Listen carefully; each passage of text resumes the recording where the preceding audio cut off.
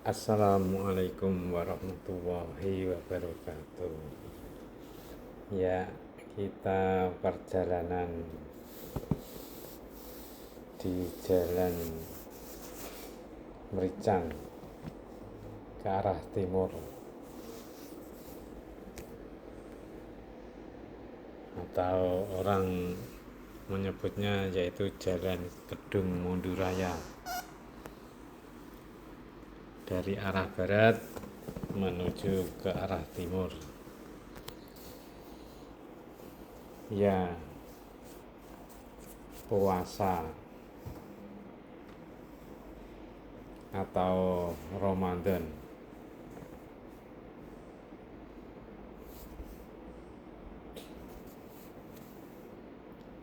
Ya, bacaan yang paling banyak dibaca adalah Al-Fatihah dibanding bulan-bulan yang lain. Kenapa? Karena dengan Ramadan ini sholatnya mesti bertambah. Dengan sholatnya bertambah, maka surat Al-Fatihah juga akan bertambah dibaca. Nah, dari ada yang sholat 11 rakaat, ada yang 23 rakaat. Ini kan berarti bertambah Al-Fatihahnya.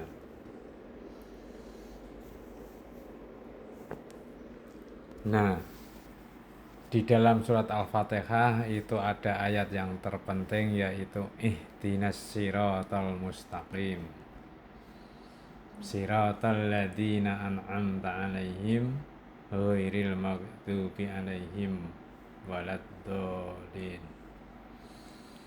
Nah, ini di perjalanan maka kami bacakan surat Al-Fatihah, di situ berbunyi ihdinas siratal mustaqim. Secara material ihdinas siratal mustaqim itu jalan yang penak, jalan yang lurus, jalan yang lapang, jalan yang tidak ada kesesatan, mencapai tujuan tepat pada tujuannya, tidak tersesat. Nah, secara batiniah, secara rohaniah, jalan yang lurus adalah jalan yang benar menuju surganya Allah. Di situ berbunyi jalan yang lurus itu apa? Ihdinas siratal mustaqim, siratal ladzina an'amta, yaitu jalan yang diberi nikmat kepadanya. Nah, jalan Allah, jalan yang penuh nikmat, jalan yang diberkahi, jalan dirahmati, jalan yang penuh dengan petunjuk. Itulah yang disebut dengan jalan yang kita tuju. Tetapi tidak hanya itu, harus menghindari ghairil maghdubi alaihim waladdallin. Jalan yang lurus itu jalan yang diberi nikmat kepadanya, bukan jalan mereka yang tersesat dan bukan jalan mereka yang dimurkai. Ya, kita pilih dan jelas memilih jalan yang diberi nikmat, jalan tersebut bukan jalan yang tersesat dan bukan jalan yang dimurkai. Ya. Secara maknawi, jalan yang di dalamnya terdapat petunjuk itu adalah jalan yang mengikuti Al-Quran dan As-Sunnah. Itu jelas jalan itu mendapatkan petunjuk. Bukan jalan yang tersesat dan bukan jalan yang dimurkai, berarti jalan yang menyimpang dari ajaran tersebut. Ya, tersesat itu artinya nanti tidak sampai tujuan, dan dimurkai ada siksanya.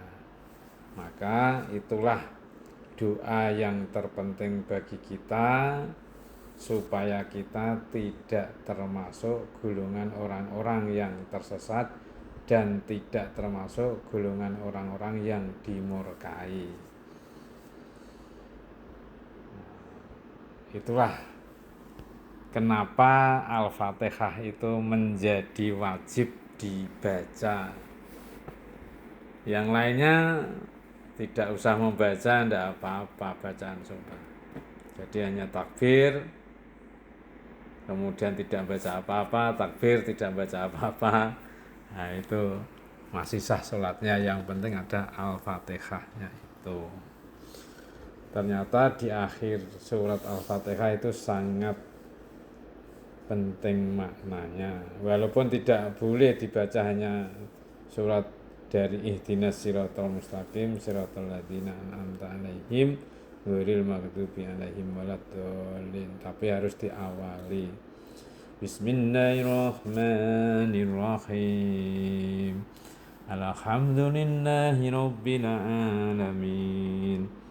Ar-Rahmanir-Rahim. Maliki yaumiddin. Iyyaka na'budu wa iyyaka nasta'in. Ihdinas siratal mustaqim. Siratal ladzina an'amta 'alaihim ghairil maghdubi 'alaihim waladdallin. Amin. Ya, ayat ini sangat sempurna ya, diawali dengan pujian kepada Allah. Itu. Segala puji bagi Allah, Tuhan yang menguasai alam ini, yang menguasai jagat raya ini, itu, yang maha pengasih, maha penyayang. Nah itulah harus kita pahami supaya kita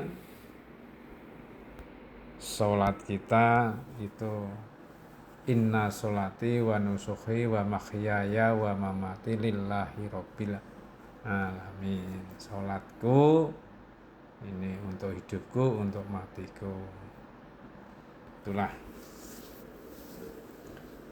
kita menjadi hamba Allah yang menghamba hanya kepada Allah. Maka sholat itu tiang agama itu betul, karena ini menunjukkan bahwa orang itu menghamba hanya kepada Allah. Kalau menghamba kepada yang lain, ya itu hukumnya syirik, tapi secara manusiawi dia sudah meninggalkan kemanusiaannya. Karena kok bisa menghamba kepada makhluk, padahal kita harus menghamba hanya kepada Sang Khalik, yaitu Allah Subhanahu wa Ta'ala.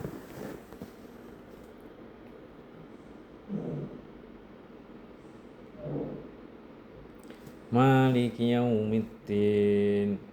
Allah itu raja di raja, rajanya para raja, raja sampai besok di hari kiamat. Tetap menjadi rajanya raja, jadi tidak bisa mengabdi kepada selainnya. Iyyaka na'budu wa iyyaka nasta'in, hanya kepada Allah kita menyembah dan hanya kepada Allah mohon pertolongan. Itulah kenapa ayat ini menjadi wajib dibaca dalam sholat, karena itu menunjukkan pernyataan tauhid kita hanya kepada Allah. Pernyataan tauhid hanya kepada Allah itu berarti memerdekakan diri. Orang kalau sudah merdeka dirinya, itu akan merdeka dalam segala hal, karena cukup Allah menjadi pelindungnya. Jadi tidak bisa diberdayakan oleh siapapun kecuali hanya kepada Allah. Itulah tauhid yang sesungguhnya. Banyak orang yang ya pernyataannya tauhid tapi perilakunya tidak tauhid. Nah, itulah dalam bulan Ramadan ini mudah-mudahan semua kita kembali kepada Allah Subhanahu wa taala dengan tauhid yang benar. Demikian, terima kasih. Assalamualaikum warahmatullahi wabarakatuh.